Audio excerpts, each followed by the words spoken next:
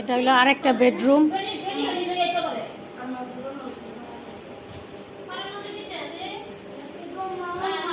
বেডরুমে একটা সোফা,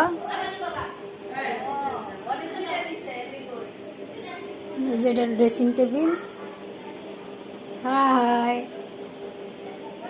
বেড়াইতে আসছি শুধু আমি একা। বেড়াইতে আসলে আপনাদেরকে দেখাবো না, শেয়ার করবো না? আপনারা দেখে দেখে কমেন্ট করবেন কিরকম হয়েছে বাসাটা। বান্ধবীর বাসা আসছি, আপনাদেরকে না দেখাইলে হবে?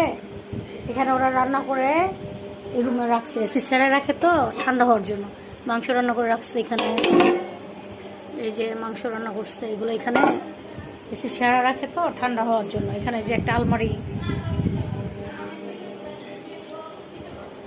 বাথরুম ক্লিন করবে আন্টিরা। এটা এই যে গোসলখানা, বিদেশি সিস্টেম। বিদেশ গেছিল